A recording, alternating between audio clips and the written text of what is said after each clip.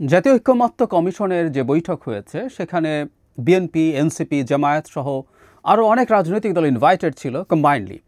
আমরা খেয়াল করেছি এই ঐক্যমত্য কমিশনের প্রথম যখন বৈঠক শুরু হয়েছিল সেখানে এই কমিশনের প্রধান ডক্টর ইউনূস স্বয়ং তিনি সহ অন্য সদস্যরা ছিলেন। দ্বিতীয় পর্যায়ের শুরুতে তিনি আবার সবাইকে ডেকেছিলেন। এখানে নানান দল নানান কথাবার্তা বলেছে, কিন্তু একটা খবর সব কিছু ছাপিয়ে সামাজিক মাধ্যমে আলোচনার বিষয়ে পরিণত হয়েছে। সেটা হলো জনাব নাহিদ ইসলামের সাথে বিএনপি নেতা জনাব সালাউদ্দিন আহমেদের এক ধরনের বিতণ্ডা হয়েছে। আমি এটাকে নিয়ে একটু আলাদাভাবে এবং গুরুত্ব দিয়ে আলোচনা করতে চাই, কারণ জনাব নাহিদ ইসলাম যে বক্তব্য সবার সামনে দিয়েছেন বলে এখানে দেখা যাচ্ছে, এবং অবশ্যই এখানে প্রধান উপদেষ্টা নিজে উপস্থিত ছিলেন, তার সামনে এই বাকবিতণ্ডা হয়েছে। সেখানে যে অভিযোগটা করা হয় নির্বাচন চাওয়া নিয়ে, এটা নিয়ে আসলে সামনের বাংলাদেশে খুবই গুরুত্বপূর্ণ আলোচনা হওয়া দরকার। কারণ যেই নির্বাচন চাক না কেন তাকে ভারতের দালাল ট্যাগ দেয়া হয়। আমি নিজে যেহেতু আর্লি ইলেকশনের কথা বলি, তাই ভারতের দালাল, শুধু ভারতের দালাল কেন হবে? ইনফ্যাক্ট নির্বাচন চাওয়া মানে ভারতের দালাল, বিএনপির দালাল, নির্বাচন চাওয়া মানে আওয়ামী লীগের দালাল, আওয়ামী লীগ আর্লি ইলেকশনস চায়, সেনা প্রধানের দালাল, যে কোনো দালাল বলে দেওয়া যায়। জনাব নাহিদ ইসলাম এই ধরনের আলাপ করেছেন, আমি সেই জায়গায় আসবো তাদের বক্তব্য নিয়ে। কিন্তু এমনি ওভারঅল কী ধরনের আলাপ আলোচনা হয়েছে আমার মনে হয় সেটা একটু বলা দরকার আছে। নির্বাচনের সময়ই আসলে আমাদের সামনের রাজনৈতিক প্রেক্ষাপটের প্রধান বিতর্কের বিষয় হয়ে দাঁড়াচ্ছে, এতে কোনো সন্দেহ নেই। আমি জনাব সালাউদ্দিন আহমেদের বক্তব্য শুনেছি, সেখানে তিনি খুব দৃঢ়ভাবে, কঠোরভাবে, খুবই সোবার ভঙ্গিতে, কিন্তু তার ভাষার শব্দ চয়ন খুবই কঠোর ছিল। সেখানে তিনি জানিয়েছেন যে কোনো কারণ নেই যে ডিসেম্বরের পর নির্বাচন যেতে হবে। সংস্কারের আলাপ তিনি এনেছেন। তার বক্তব্য থেকে বলছি যে আর্লি 3 মাস আগেই তারা যেসব সংস্কারে সব দল একমত হয়েছিলেন সেগুলোর বাস্তবায়ন কেন শুরু হয়নি সেই প্রশ্নটা তিনি করেছেন রাইটলি। এই কথা আমি অনেক দিন থেকে বলছি যে সরকার যদি সংস্কারকে ভিজিবল করতে চায়, এর মধ্যে অনেক সংস্কার করে ফেলা যেত। এখনও দ্বিতীয় পর্যায়ে আসলে ডিবেট হবে বা মতদ্বৈততার জায়গা মূলত সাংবিধানিক যেসব ইস্যু আছে সেগুলো নিয়ে। এগুলো কেন করা হয়নি সেই প্রশ্ন তিনি তুলেছেন। তিনি কোনো রকম কোনো যুক্তি আছে বলে মনে করেন না বলছেন। জনাব নাহিদ ইসলাম আবার পাল্টা তাদের বক্তব্য হচ্ছে এরকম, তারা বাইরে এসেও সেটা বলেছেন। আমার মনে হয় নাহিদ ইসলামের আগে জামায়াতের বক্তব্য বলা উচিত। বাংলাদেশের ভোটের রাজনীতিতে, নির্বাচনী রাজনীতিতে এনসিপি কিছুই না এখনও, শুধুমাত্র আমাদের এই মুভমেন্টের কিছু সিগনিফিক্যান্ট ফেস আছে বলে আমরা তাদেরকে গুরুত্ব দেই, আদারওয়াইজ কিচ্ছু না। সামনে নির্বাচনে এনসিপি কোনো ফ্যাক্টর না, এটা আমাদের মেনে নিতে হবে। কোনো একদিন তারা ফ্যাক্টর হয়ে উঠবেন কিনা তার পরবর্তী নির্বাচনে ডিপেন্ড করবে তারা কীভাবে তাদের রাজনীতি সাজাবেন সেটার উপর। যাই হোক, জামায়াতের কথা বলছি, এই মুহূর্তে তারা নিবন্ধন ফেরত পেয়েছেন। নিবন্ধন না থাকলেও তারা তো নিষিদ্ধ দল ছিলেন না, তারা দ্বিতীয় সর্বোচ্চ দল, সবচেয়ে বড় দল। তারা খুব রিজিড হয়েছেন তা না, আমরা বুঝলাম যে জামায়াতে ইসলামী ইভেন ডিসেম্বরেও নির্বাচন মানতে পারেন, তবে তাদের প্রেফারেন্স আমার মনে হলো রমজানের আগে ফেব্রুয়ারি মাসের ওই একটা টাইমলাইন আছে, আরেকটা হচ্ছে এপ্রিলে। আমি আগে একদিন বলেছিলাম এটা এরকম হতে পারে যে রমজানের আগে তাফসিল ঘোষণা করা হলো, রমজানের মধ্যে অফিসিয়াল কাজগুলো, মনোনয়নপত্র জমা দেওয়া, যাচাই বাছাই, এটা উইথড্রয়ালের শেষ সময়, এগুলো এরপর রমজান মানে ঈদের পর 2 সপ্তাহ ক্যাম্পেইনের টাইম দিয়ে নির্বাচন মিড অফ এপ্রিলের মধ্যে, এটাই শেষ সময়। কারণ তারাও বলছেন, আমিও মনে করি যে মে জুন আসলে নির্বাচনের জন্য কোনো রকম কোনো ভালো কিছু হতে পারে না। কিন্তু যেটা জরুরি মানে ডিসেম্বরে নির্বাচন হওয়া যাবে না এই টাইপের আলাপ জামায়াতের দিক থেকে নেই। এনসিপি যে কথাটা বলেছে সেটা ভেরি ইন্টারেস্টিং। সেটা হচ্ছে তারা চান কোনোভাবেই জুলাই চার্টারের আগে যেন নির্বাচনের তারিখ ঘোষণা করা না হয়। আমরা খেয়াল করব, তাহলে জুলাই চার্টার জুলাই মাসে হবে। এখানে বিএনপির সাথে কিন্তু তারা ক্রমাগত কনফ্লিক্ট করে যাচ্ছেন, আর সেই জায়গাটায় আসবো। তাহলে জুলাই মাসে যদি চার্টার হয় তার আগে করা যাবে না, এবং জুলাই চার্টার দেখে তারা জানাবেন নির্বাচন কবে হওয়া উচিত। খুবই উদ্ভট কথা কেন বলছি? জুলাই চার্টার হওয়ার পর যা যা কাজ করা দরকার আছে সেগুলো আসলে সরকার করবে, সরকার নিজে বুঝবে যে কত সময় তার লাগতে পারে।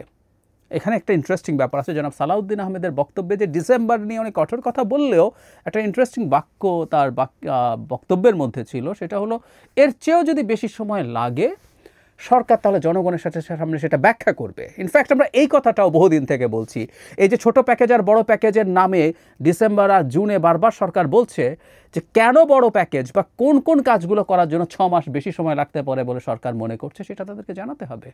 উনি তাই বলেছেন। কিন্তু এনসিপি বলছে তারা জুলাই চার্টার দেখে নির্বাচন কবে হতে পারে বলে হবে তারা সেটা জানাবেন। খুবই কিউরিয়াস। যাই হোক, এগুলো হচ্ছে মোটামুটি বক্তব্য। বিতণ্ডার প্রশ্নে আসি এবং সেখানেই আসলে সেই মূল আলোচনাটা যেটা আমরা অনেক করছি। সালাউদ্দিন আহমেদ, আমি একটা RTV নিউজ পোর্টাল থেকে পড়ছি, বিএনপি নির্বাচন অনুষ্ঠিত করার বিষয়ে 31 ডিসেম্বরের একদিন পরও সময় দিতে রাজি নয় বলা হচ্ছে। এরকম বক্তব্যের পরিপ্রেক্ষিতে নাহিদ ইসলাম বলেন, কিছু দল ভারতের কথার সঙ্গে সুর মিলিয়ে ডিসেম্বরে নির্বাচন চায়। তাদের বক্তব্যের সঙ্গে ভারতের বক্তব্যের পার্থক্য নেই, তারা ভারতের সুরেই নির্বাচনের কথা বলছে। সঙ্গে সঙ্গে কথার ক্ষুব্ধ প্রতিক্রিয়া জানিয়ে স্থায়ী কমিটির সদস্য বলেন, এখানে এরকম ব্যাপার হয়েছে, ডিসেম্বরে নির্বাচন চাইলে যদি ভারতের সুরে কথা বলা হয় তাহলে যারা নির্বাচন পেছাতে চায় তারা নিশ্চয়ই যুক্তরাষ্ট্র কিংবা চীনের সুরে কথা বলছে। তারপর একটু বাকবিতণ্ডা শুরু হলে উপস্থিত রাজনৈতিক নেতারা তাদেরকে নিবৃত্ত করেন বলে এখানে নিউজে বলা হচ্ছে। জনাব সালাউদ্দিন আহমেদ যে জবাব দিয়েছেন, মানে ও চায় সে চায় বলেই সেটা খারাপ, আমরা আসলে এই একই আলাপ আসলে তখন শুনেছি।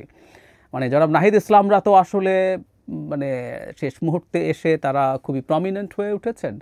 এর আগের সময়গুলোতে জনাব নাহিদ ইসলাম অবশ্য বিভিন্ন সময় মাঠে ছিলেন আমরা জানি, কিন্তু এই যে এনসিপির অনেকেই আসলে ঠিক সেই অর্থে শেখ হাসিনার বিরুদ্ধে মাঠে ছিলেন না। যখন শেখ হাসিনার বিরুদ্ধে আমরা ফাইট করছিলাম তখন ঠিক একই কথাগুলো হতো। আমেরিকা যখন নির্বাচন বলছে, আমেরিকা যখন সুষ্ঠু নির্বাচনের কথা বলছে, আমেরিকা যা যা বলছে আওয়ামী লীগের দিক থেকে বলার চেষ্টা করা হয়েছিল, দেখো আমেরিকা কিন্তু সাম্রাজ্যবাদীর দেশ, আমেরিকা দেখো গাজায় কী করতেছে ইত্যাদি ইত্যাদি, ও কত খারাপ, সুতরাং আমেরিকা যে কথাটা বলছে এটা ভালো কথা না। ঠিক এই জিনিসটা শুনেছি। এখনও একই রকম ট্যাগিং। এটা ফ্যাক্ট যে আমেরিকা আর ভারত একই না। বাংলাদেশের গণতন্ত্র পুরো ধ্বংস হয়ে যাওয়ায়, এই স্টেটটা পুরো শেষ হয়ে যাওয়ার পেছনে ভারতের একচ্ছত্র প্রভাব আছে, যার সাথে আর কোনো রাষ্ট্রের তুলনা নেই। তবে চায়নাও পরবর্তীতে, বিশেষ করে 18 সালের আগে থেকে শুরু করে পরবর্তীতে সরকারের সাথে এই ধ্বংসযজ্ঞে হাত লাগিয়েছে, সেটা আরেক আলোচনা। সো ভারত আমাদের এখানে খুবই, মানে মানুষ ভারতের প্রতি কোনো সমালোচনা, ভারতের প্রতি ক্ষোভ না, ভারতের প্রতি মানুষের ঘৃণা আছে, এবং সেটা যৌক্তিক কারণেই। এবং সর্বশেষ শেখ হাসিনা সেখানে পালিয়ে যাওয়া, পালিয়ে থাকা, তার সাঙ্গপাঙ্গ শত শত হাজার হাজার সাঙ্গপাঙ্গ পালিয়ে যাবে, এবং সেখানে বসে বসে শেখ হাসিনা বাংলাদেশের সরকার, আমাদের মুভমেন্টের সমন্বয়ক এবং জনগণের বিরুদ্ধে যে বিভৎস মিথ্যাচার এবং নোংরা কথা বলে বেড়াচ্ছেন, ভারতের প্রতি আমাদের ক্ষোভ আছে। সেই ভারত নির্বাচনের কথা বলছে, দ্রুত নির্বাচনের কথা বলছে। এটাও দেখলাম জনাব সালাউদ্দিন আহমেদ অ্যাড্রেস করেছেন যে ভারত নির্বাচনে কিন্তু ইনক্লুসিভ ইলেকশনের কথা বলছে। জনাব সালাউদ্দিন বলছেন কিছু দলকে তো আপনারা অলরেডি এক্সক্লুড করেই দিয়েছেন, তাহলে আসলে ভারতের আগের নির্বাচনে একটু দ্রুত নির্বাচনের ক্ষেত্রে যে ইনক্লুসিভনেস সেটা তো আর এক্সিস্ট করে না। তাহলে এখন প্রশ্নটা হচ্ছে, আমি এই প্রশ্নটা আসলে এটাই আলোচনা করতে চেয়েছিলাম, আমরা যারা মনে করি, আমি এখন মনে করি নির্বাচন ডিসেম্বরের পরে যাওয়া উচিত না, এ কারণে আমাকে সমানে সবাই অনেকের দালাল বলছেন, কারণ আমার বক্তব্য অনেকের সাথে মিলে যাচ্ছে। আমি কারো দালাল কি না কি দালাল, আমার মনে হয় কোনো একদিন এটা নিয়ে একটু কথা বলতেও চাই, কারণ আপনাদের অনেকের মধ্যে এই ধরনের বোধ তৈরি হয়েছে। আমি আমার অবস্থানটা একটু ক্লিয়ারও করতে চাই। প্রচুর মন্তব্যে আপনারা একই ধরনের কথা বলছেন, আমি গোল্লায় গেছি, আমি শেষ হয়ে গেছি, ইত্যাদি ইত্যাদি। যাই হোক, কোনো অসুবিধা নেই, আমি আপনাদের চিন্তাকে, আপনাদের অবস্থানকে শ্রদ্ধা করি, কিন্তু আমারও কিছু বলার আছে। তো যাই হোক, যেটা বলছিলাম, এই যে এখন ভারত চাইছে তাই আমি চাইছি, সো আমিও ভারতের দালাল হয়ে গেছি। মানে আগে একদিন বলেছিলাম ইটস ফান, আমি ভারতের দালাল, কিন্তু আমার ইউটিউব চ্যানেল, আরও কয়েকজন অ্যাক্টিভিস্টের সাথে, আরও কয়েকটা বাংলাদেশি টিভি চ্যানেলের সাথে আমারটাও ভারতের অফিসিয়াল নির্দেশে ভারতে প্রদর্শন বন্ধ হয়েছে। তো এটাই হলো ফার্স। যাই হোক, তো ভারতের দালাল বলা যায়। বিএনপি চাইছে, যেহেতু যেরকম নাহিদ ইসলাম সরাসরি বিএনপিকে অ্যাকিউজ করছেন যে তার কণ্ঠে ভারতের প্রেসক্রিপশন শোনা যায়। মজার ব্যাপার হচ্ছে, একজন খুবই গুরুত্বপূর্ণ ইনফ্লুয়েন্সার, অতি গুরুত্বপূর্ণ, অতি ইনফ্লুয়েন্সিয়াল ইনফ্লুয়েন্সার, তিনি ঠিক এই ন্যারেটিভটা দীর্ঘদিন থেকে মাঠে রাখছেন, এবং মাঠে রেখে ভারতের বক্তব্য, বিএনপির বক্তব্য, সেনাপ্রধানের বক্তব্য, তো জনাব নাহিদ ইসলামের কণ্ঠেও তারই তো ভয়েস শোনা যায়, আমরা যদি এভাবে বলি। তো তিনি কি সকাল বিকাল তার সাথে কথা বলে এসব তার রাজনীতি করেন? এমনকি তাদের যে স্লোগান তারা শেষে দেন, সে স্লোগানও ওখান থেকে আসা। তাহলে কি আমরা বলবো ওনার দল করেন তারা, উনি ওনাদের দলের প্রধান কনসালটেন্ট? নানান রকম প্রশ্ন আসতে পারে, আমরা এগুলো রাদার না করি। ব্যাপার হচ্ছে, বাংলাদেশের রাজনীতিতে এখন নির্বাচনটা আমি যে কারণে চাই, বিএনপি তার কারণে চায়, ভারত তার কারণে চায়, এক একজনের এক এক রকম ইন্টারেস্ট, সেটা সামহাউ অ্যালাইন করছে। এই অ্যালাইন করার জন্যই আমরা একটা মানুষকে এভাবে ট্যাগ করে দিচ্ছি। That's a major problem, that's a major problem. আমরা যদি এখন পাল্টা বলি এই মুহূর্তে ভারত এটা চাইছে বলে এটার উল্টোটাই সঠিক, কেউ কেউ বলার চেষ্টা করছেন, কেউ কেউ বলার চেষ্টা করছেন যে ভারত যা করবে তার উল্টোটাই সঠিক।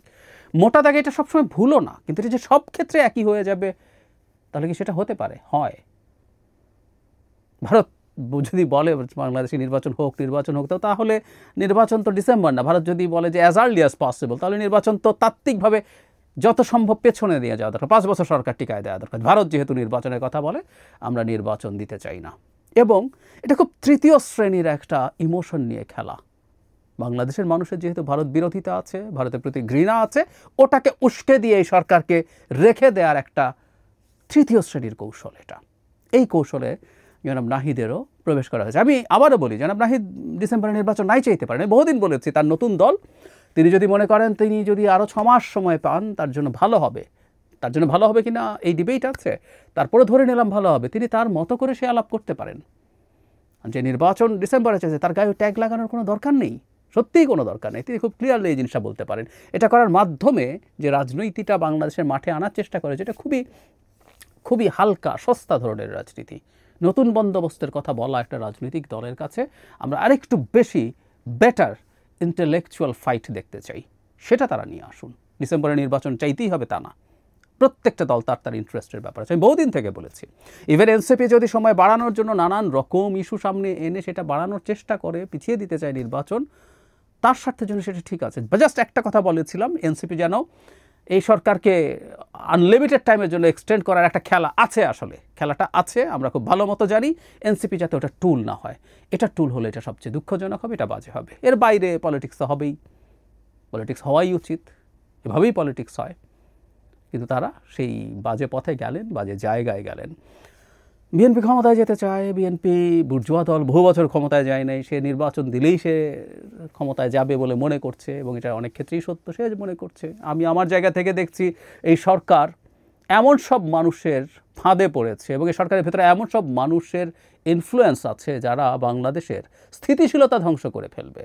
সুতরাং এই সরকার ইভেন দেশও চালাতে পারছে না, কোনো ক্ষেত্রেই সফল না। অনেকে দেখাবেন যেখানে এটা হয়েছে এটা হয়েছে, কিছু কিছু জায়গায় সাফল্য নেই তা না, কিন্তু মেজর কতগুলো জিনিসে তাদের কোনো রকম কোনো সাফল্য আমি দেখি না। আমি এটা নিয়ে কথাবার্তা বলেছি।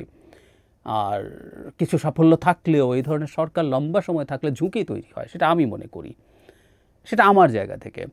ভারত কেন মনে করে, এটা তারা মোটামুটি কম বেশি বলেছে, তারা মনে করে যে তারা এইরকম একটা সরকারের অনেকগুলো পাওয়ার সেন্টার্স আছে, তারা কার সাথে ডিল করবে বুঝতে পারছেন। এটা আমি ভারতের দিক থেকে বলছি। কিন্তু আমার কাছে ব্যক্তিগতভাবে যেটা মনে হয়, ডক্টর ইউনূসের সরকার যেহেতু ইমিডিয়েটলি আফটার শেখ হাসিনা এসছে, সেই কারণে মেজর সংকট তৈরি হয়ে গেছে। এই সম্পর্কের সম্ভবত রেকনসিলিয়েশন সম্ভব না বলে তারা মনে করছে, তাই নতুন সরকার আসলে তারা নতুন করে একটা চেষ্টা করতে পারবে। পারহ্যাপস তারা সেই জায়গা থেকে ভেবছে হোয়াট এভার ইট ইজ, 6 মাসের মধ্যেও যদি হয় কী ক্ষতি হয়ে যাবে ভারতের, বা আমি জানি না, যে 6 মাস পরে হলে সেটা এমন হয়ে যাবে যে আর ভারতের কথা শোনা হলো না, মনে করি না।